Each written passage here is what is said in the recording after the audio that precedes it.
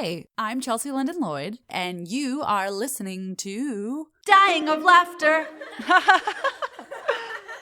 It's not funny. My mom has stage 4 cancer in her bones and in her breast. My dad's disease was 15 years, he died of ALS. I made a podcast about death, seemed like the thing to do. And if you're sad by all of this, well, you're gonna die too. Hello, it's Chelsea. Who else? Welcome back to Dying of Laughter 2023. We are getting right into it. Where the heck have I been? Many are wondering. And by that I mean maybe no one's wondering. I'm wondering, and I thought in case you were, I'm going to share where I've been. And if you weren't wondering, that's completely fine because you're going to find out anyways. My goal is to keep this to 15 to 20 minutes, and I am super chatty. Girl, I send voice memos that are easily 15 to 20 minutes long. If you want to be my friend, get on my voice memo text list. That's how you know you've really made it into the inner circles. If you're on my MySpace top 8, you will for sure get voice memos that are upwards of 25 minutes to catch us up because phone tag is a real thing and half my friends are in other states or have kids and we cannot schedule a phone call. I was going to say to save our life, but this is a podcast about death. So we won't make the death or life references just yet, but voice memos are such a good way for me to stay in touch. And yes, I talk quickly and that is honestly fine with me. Unless you cannot understand me literally at all, then that's a problem. As many problems as I have, I also have solutions. So where have I been? Let me back this up. The timeline of this podcast. I started developing this podcast when I was 28 years old, which was 4 years ago. Approximately 2018, I started developing this.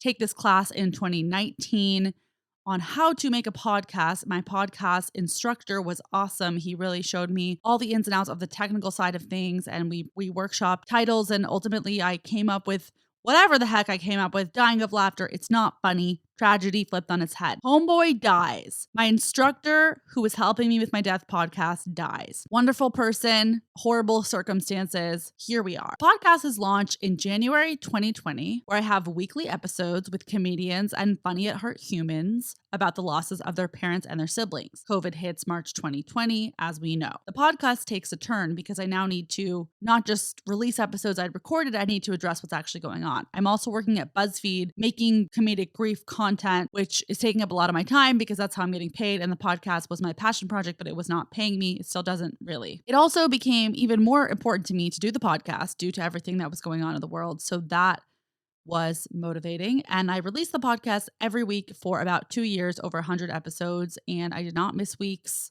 maybe once or twice, but in general, it was a weekly show. There were some weeks where there was 2 a week. I had a podcast launch party. It was all happening.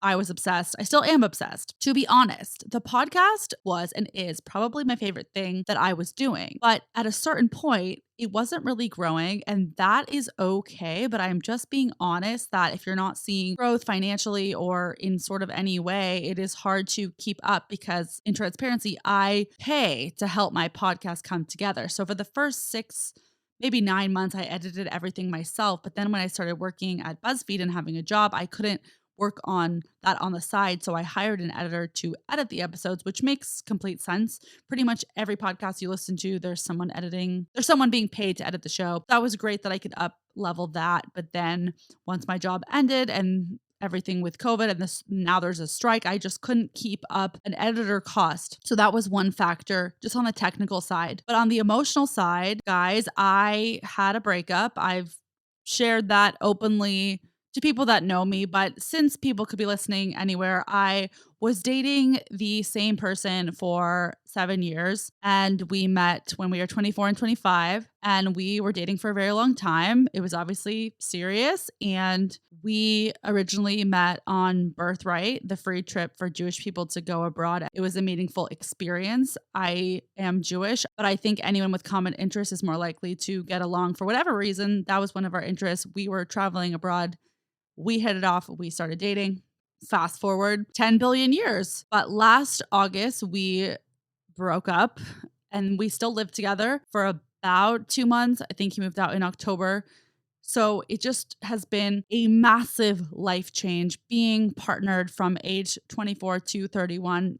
Then becoming a single woman and just everything that comes along with that. Being very close to one another's families. His family is pretty massive. Mine is not. So having that built-in community is fantastic. And then what is your relationship to those people? when you are no longer dating and we haven't really kept in touch or, really talked at all. And that happens, and it's sad, and it just was hard to lose so many people. And I know this is a grief podcast. I will always consider grief as the number one most difficult thing a person can go through. There are some exceptions, of course, depending on what has happened to you. But in general, grief, I think, will be the hardest thing that a lot of people go through. And I'm talking about the actual loss and death of a loved one, specifically a parent, sibling, or anyone in your immediate circle. But this was really high up there this was very challenging as well. So the loss of my dad will always be the hardest thing that I've been through. But then this breakup was very high up there, and I don't even know where to begin because I could easily talk about it for 4 hours. But we broke up. Was it amicable? Yes and no. It was initiated by him, but I think maybe mentally I had broken up with him before this breakup. We were not on the same page about our futures, and I wanted to go to couples therapy. He didn't. It's for the best. We're different people. We're on different pages. He moved across the country, started dating someone else pretty quickly, which is what I heard through the grapevine. We did not stay in touch, and I don't think he intentionally was trying to be malicious in terms of not staying in touch, but I don't think he also realized the wounds I have around losing my dad. Like when someone just gets up and leaves and doesn't want to stay in touch with me at all, it's a really hard transition, especially when you live with someone and you talk to them every single day. There are a lot of other factors here, including the fact that I found a dog. Guys, I found a dog on the side of the road. She was totally messed up. She was matted and had fleas and skin disease and all these problems. And I wanted to foster the dog. My ex and I, we had been looking for dogs a little bit. We had gone and met a dog, and then we decided not to get the dog.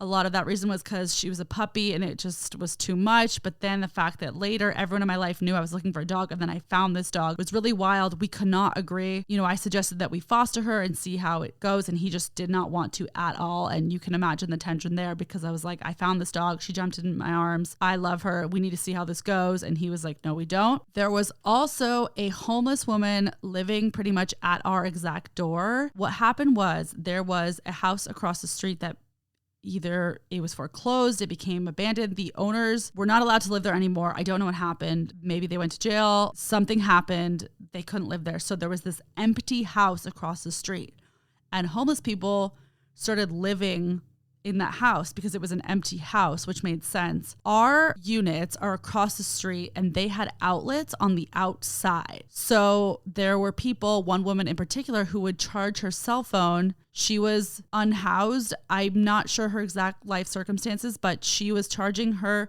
phone that she had outside our exact unit. This is around the time that I am potty training a dog. She was an adult dog, but since she had not been potty trained, I had to put a lot of time into that, because she's like, yo, I've never peed outside. Why would I start peeing outside right now? And I was like, girl, you're going to have to pee outside. So every 2 hours we have to take this dog out. My ex does not want this dog. And there's a person that I basically am hitting in the face because she's like lying down right at my door when I open the door. So we had to file police reports, get the Los Angeles and North Hollywood police departments involved, get my management involved. My management is virtual. They don't even live here. They're like, I don't know what to say. I'm like, well, you're going to have to say something, or I'm going to have to sue you, because this is not okay. We had a large gate outside of our property that was always open, and at least if the gates were closed, that could have helped. Eventually that's resolved. The gates are permanently closed, but this woman is able to jump the gates. So this is just so much frustration and tension going on. And then eventually, we break up, and now he's still living there, and there's still a dog, and there's this homeless person. So it was extremely high tensions, to say the least. Cut to, he moves out. We still have a lease that's going on for about 6 more months. We cannot break this lease because it would be like $6,000 to do that, and that's not reasonable. So we had to work out the financial situation, and I end up staying here. I ultimately was subletting sometimes, but not most of the time. My rent went way up. It essentially doubled. It was my choice to stay, but I wasn't sure if I was going to sublet or get a roommate, and I was doing that sometimes, but then not all the time. And then I'm dealing with that new financial responsibility. It's so awkward. There's so much tension when there's breakups. There's not really a perfect solution. So that's just sort of what happened. He had an opportunity to move in with friends, and I just was like, I need you to get out. I can't live with you for 6 months because you don't want to date me, and we're not dating. So that's just not going to happen. So that's like number one overall what happened. Cut to number 2. I am now a single dog mom. Speaking of, can you hear the jingle, jingle, jangle of the jingle bells of this child that is coming to us. Hi, honey. I literally was just talking about you. Is that why you came up? Like, how did you even know? That's hilarious timing. She follows me 24/7. The daycares are like, she's not a leader. She's definitely a follower. She follows everyone. Can you hear her little jingles? I can't tell because I haven't recorded in a while, but I'm just going to let it happen. So now I'm a single dog mom. I have to potty train this girl. I also have to like fix whatever diseases she has. I'm trying to get help from shelters, but like shelters mainly help so that the dog can be adopted. But since I already wanted her, it was confusing. I did get some help from some shelters and I am so grateful. Specifically to get the spay/neuter. I always forget which one it is. I'm so sorry. She was spayed or neutered. That's very important to do. She also just had puppies according to the vet. So we had to wait a certain amount of time to do that. Then she does that and that's a full-on surgery. Then she doesn't want to talk well, she still wants to talk. My dog and I talk, okay? When behind closed doors, I'm like, yo, girl, listen up. I won't tell anyone if you just speak to me. Tell me what happened, who abandoned you, why did you have a disease? Like, tell me everything. So she can't really walk or eat or do anything because she had surgery and I've never had a dog and I don't know how to deal with this. And also, did you know that you have to walk dogs 3 times a day, or at least they have to pee 3 times a day? Except, wait, no, I'm potty training. So it was 6 times a day. Eventually went down to 4. Now we're at 3. Holly freaking Lou. Literally Holly Lou. I do not have a yard, so we're going out all the time and just the adjustment of that. On top of that, this dog has severe separation anxiety because she has been alone. The vets think on the streets for at least a year based on her teeth and the length of her dreadlocks and everything. So anytime I leave, it's a huge problem. She's howling, freaking out, getting texts from neighbors like this dog cannot be alone. So then we enter our daycare dog nanny phase, dog babysitters, dog neighbors, people helping. I can do some swaps for free, but I don't even really have the time. So paying people had become the answer. Cut to a year later, this has gotten better, but not resolved, which is a story for another day. Okay, point 3. On top of all of this, I go on a few dates and gosh, the dates I've been on since then have been horrible, but I did get really lucky right off the bat and I hit it off with someone. It was a setup and he was 6-7 years younger than me. I forget. He was like 25. I was 31. I thought that was hilarious. I could not ever get over it. I never let him live it down. I don't know how we hit it off, but we did. And then I'm seeing him on and off basically once a week for like almost a year. And that was amazing and such a good experience and like getting me back out there. But it was also confusing because we knew and had established from the beginning, we are not going to be each other's person. He does not want to be married, bigger picture, isn't sure about kids. I do want to have kids at some point, I think. I sometimes change my mind, but like I'm not 100% no. And he basically was. Also with the age gap, like if he ever were to come around, it would just be so far in the future. So it's just a weird dynamic of dating someone so seriously that you're potentially dating forever and then going to these new dynamics, which I think are really important to explore, but it was sort of confusing at times and kind of then I stopped really seeing anyone else. And then I didn't know if he was seeing someone else. And if you're like, oh my gosh, you're so dumb, he probably was. No, I am aware of that.